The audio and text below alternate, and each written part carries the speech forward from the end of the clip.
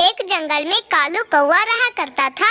कालू कौवा बहुत ज्यादा आलसी था और वो दिन भर अपने घोंसले में लेटा रहता था।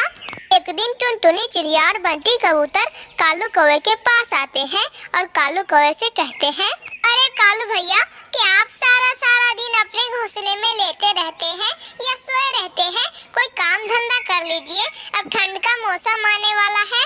सभी पक्षी अपना घर बनाने की तैयारी में लगा है, आप भी अपना घर बनाइए।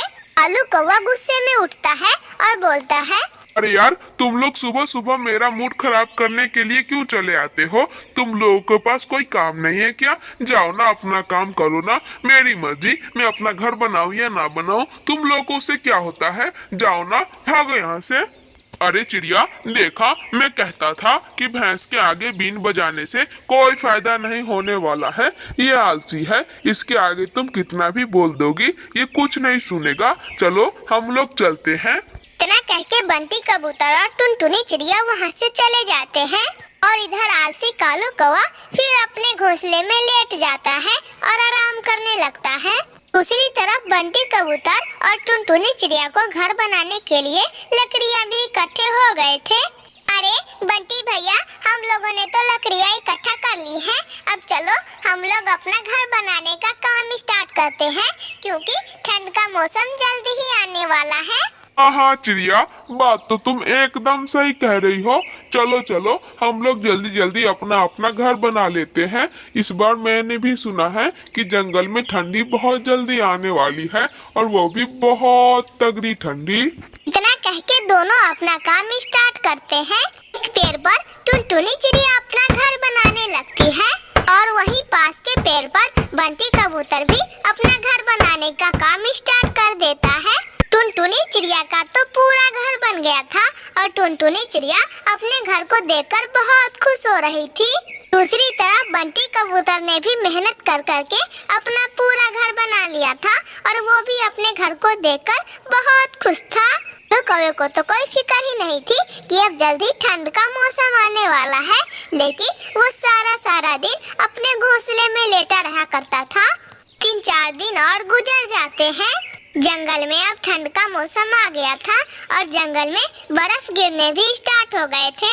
लेकिन टुनटुनी चिड़िया इस ठंडी से बहुत खुश थी, क्योंकि उसने अपना घर बना लिया था और अपने घर में मस्त लेटे लेटे ठंड का आनंद ले रही थी।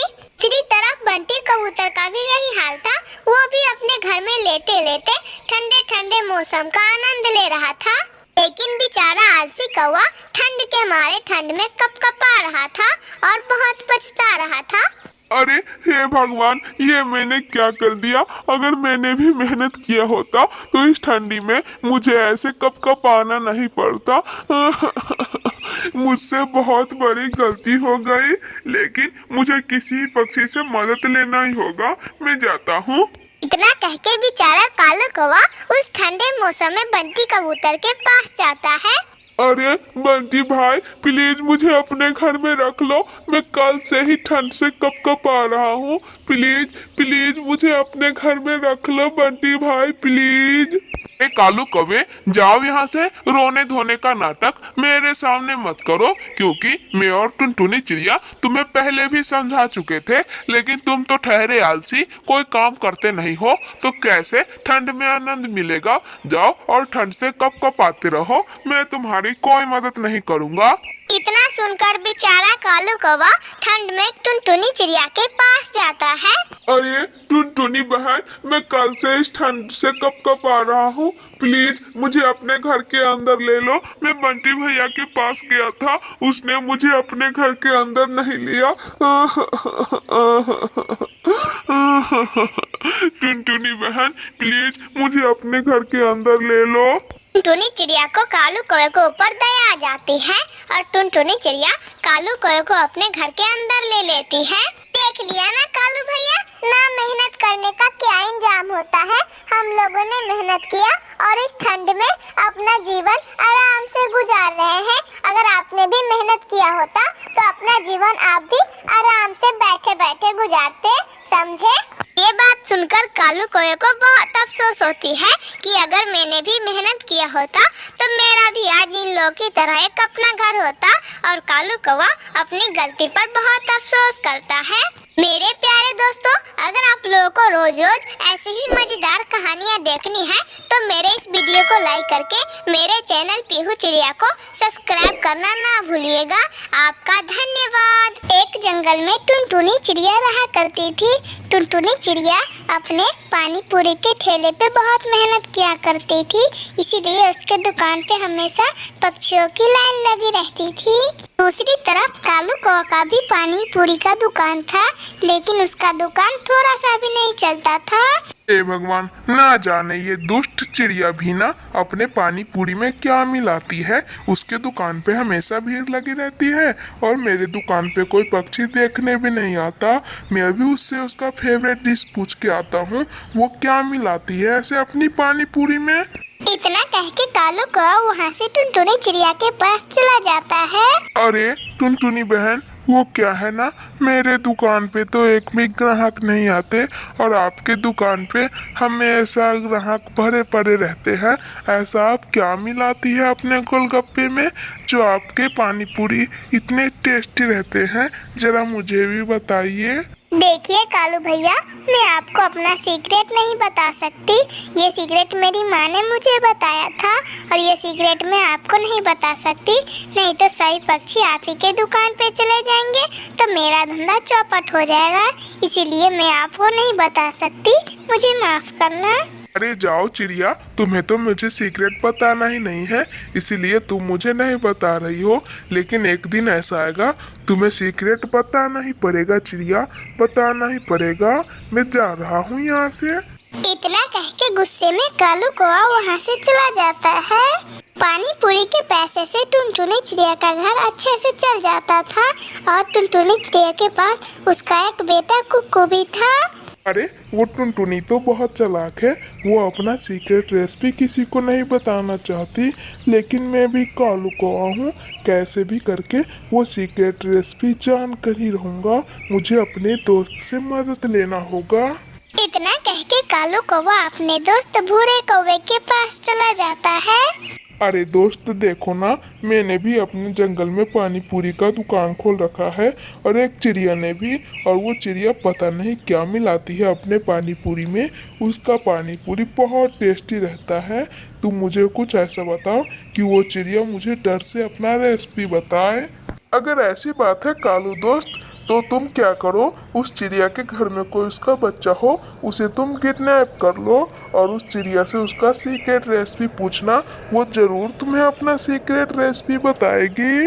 अरे भूरे दोस्त, तुम कितने चालाक हो, तुम्हारे पास हर चीज का सॉल्यूशन होता है, इसीलिए मैं बहुत खुश हूँ कि तुम मेरे दोस्त हो। मैं जाता हूँ और उस चिड़िया के बेटे को किडनैप कर लूँगा, फिर उस चिड़िया से उसका सीक्रेट रेसिपी पूछूंगा। अगर नहीं बताई तो मैं उसके बेटे को खत्म कर दूंगा, खत्म। इतना कह के कालू कौवा वहाँ से चला जाता है।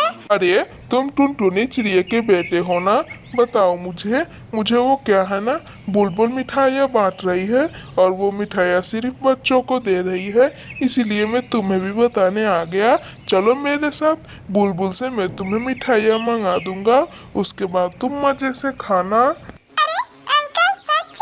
आप सच कह रहे हैं? मुझे तो जाना चाहिए। रसगुल्ले तो मुझे बहुत पसंद है, मुझे मिठाइयाँ बहुत पसंद है। चलिए अंकल, कहाँ है बुलबुल आंटी का घर? चलिए, मुझे मिठाई खाना है। कुक्कू चिड़ा कालू कौवे के साथ वहाँ से चला जाता है। कालू कौवा प्यार से कुक्कू चिड़ों को ले जाता है और एक बड़े पेड़ से बांध देता है। फिर कुक्कू की मम्मा को कॉल करता है। अरे टुनटुनी, तुम अपना सीक्रेट रेसिपी बताओगी या नहीं? बताओ बताओ, वरना मैंने तेरे बेटे को किडनैप कर रखा है, मैं मार डालूंगा तेरे बेटे को। देखिए कालू भैया, आप मेरे बेटे कुक्कू को कुछ मत कीजिए। मैं अपना सीक्रेट आपको जरूर बताऊंगी। ध्यान से सुनिए कालू भैया। पहले तो मैं अपने गोलगप्पे के पानी में डालती हूँ बहुत सारे नीम के पत्ते और साथ में गाय का गोबर। यही 2 चीज़ है मेरे सीक्रेट। अगर आप भी डालिएगा तो आपके भी दुकान बहुत चलेंगे। वह सीक्रेट जान के कुक्कू चिड़ा को कालू कौवा छोड़ देता है। अगले दिन कालू कौवा चिड़िया के बताए अनुसार सारी चीज इकट्ठा कर लेता है। फिर कालू कौवा अपने गोलगप्पे के ठेले पे जाता है और मस्त गोलगप्पे बेचने लगता है। आओ आओ पक्षियों, पानी पूरी खाओ, खाओ खाओ पानी पूरी खाओ।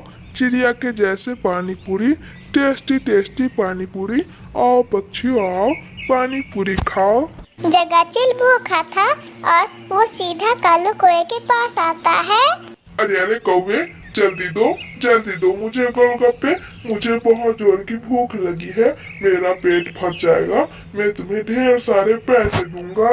कालू कौवा जगाचिल को अपने गोलगप्पे देता है और जगाचिल वो गोलगप्पे खाने लगता है। जगाचिल गोलगप्पे खाता है और तुरंत उठ जाता है। फू फू फू कौवे, तुमने इसमें क्या मिला रखा है? इसमें तो नीम के पत्ते और गाय का गोबर जैसा स्वाद आ रहा है। बताओ तुमने इसमें क्या मिला रखा है? देखो जग्गा भाई, मेरा सीक्रेट तो यही है।